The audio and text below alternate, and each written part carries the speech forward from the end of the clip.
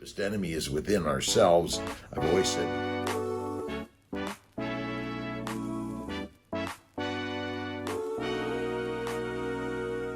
Hey, good morning, my friends. How you doing? Dr. Rob Kiltz, another awesome and amazing day. Today it's water in a Kiltz cup. I've been cutting way down on coffee, and I've been down to 1 cup now, and just a change. We all need change. We need to do something that is hard. We have many addictions, and they become our dictators.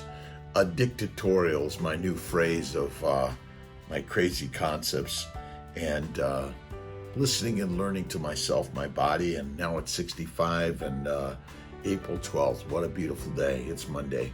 Upstate New York. Spring is here. The flowers are blossoming. The shoots are sprouting from the ground. The beautiful flowers are coming up, and it's a new day every day. And bringing enlightenment to my path this day in love, and listening to a little James Allen on my drive to work today, and love your enemies. It's a good one from James. None of our precepts do men, women, humans, all of us stumble more than this one, and the cause for such stumbling is near at hand and very plain. It is to be expected that men, women, all of us, who regard fighting, retaliation, and hatred towards their enemies as indications of nobility and character, should look upon the precept as not only an impracticable, but a very foolish command. And from their divine standpoint of knowledge, they are right if men, women, all of us, children included, young and old, be regarded as mere animal cut off from the divine, those fierce, destructive qualities which are esteemed noble in the beast are noble in man. Living in their animal qualities and instincts, meekness, forgiveness, and self-denying, and self-denying love appear as cowardice, effeminacy, and weak sentimentality.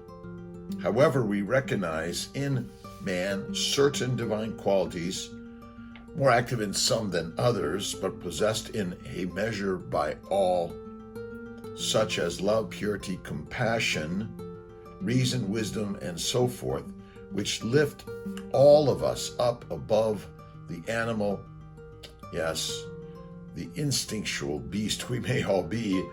Then the precept, love your enemies, not only appears practicable, but is seen to represent the rightful and legitimate state of all of us. Now, I made a few little changes in there, but love all of us, and the deepest enemy is within ourselves.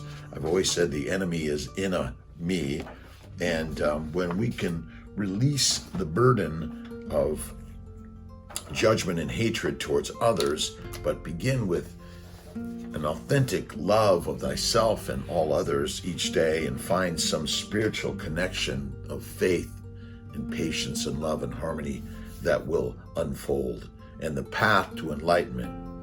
I've written a few books, and one is on daily inspirations and intentions, which I practice every day to help me enlighten myself, to rid myself of the pain and destruction that I too have lived, and at times, even today, can be a little negative and nasty, and I'm working to better myself through love and forgiveness of the person in the mirror.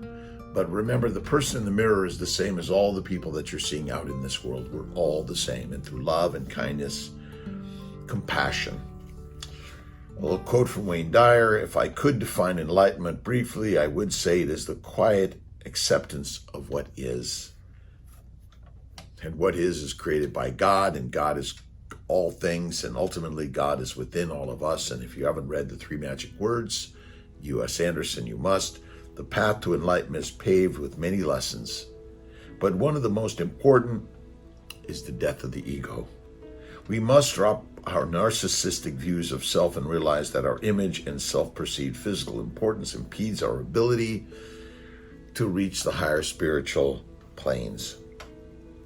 ultimately we have it all within each and every one of us. The ego gets in the way of our human evolution as it keeps us waiting in a life of self-centered narcissism.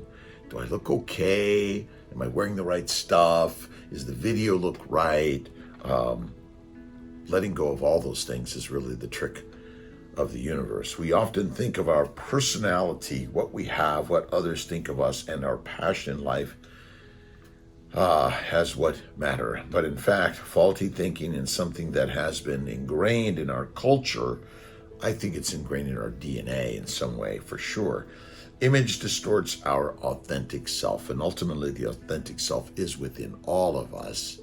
And when we let go and begin to judge all with love, then we can let go of narcissism and ego and all these other things. But ultimately, our authentic self is all loving, peaceful, and connected to the universe.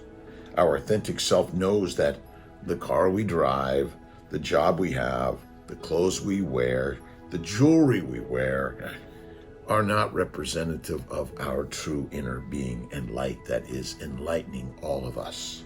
The path to enlightenment begins with quieting the mind, breaking free of its torment. We all have some torment within each and every one of us. We must let go of our consciousness, take over, and live in a state of tranquility before we can evolve and embark on the path of flipping up the light and turning it on within all of us.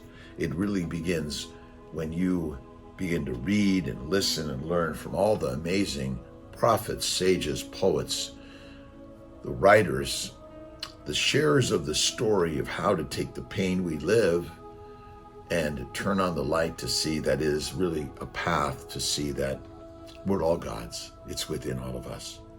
In love and kindness and faith and harmony. And look at the Quran, the Old Testament, the Bhagavad Gita, the Tao, all of these writings and more, infinite more. I didn't mention all of them, as you know. There are infinite amounts of cultures and writings and ideas that we all bring to the table of life. I was in my studio yesterday, getting a few more cups in the kiln.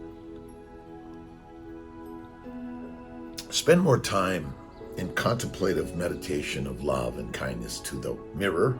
And remember, all of them out there are a reflection of the mirror. And what happens in the world is what is happening in nature. And we're just part of nature. So this day, start the day. Thank you, God, Lord, Creator, for the day, nature, spirit, shine the light. And remember, there's a lot of bantering going on out there. Maybe we can step back ourselves individually and just shine light on all of it. All right, my friends. Dr. Rob Kiltz, Mind, Body, Smile. Check it out, but share your own this day and every day. God bless you, my friends.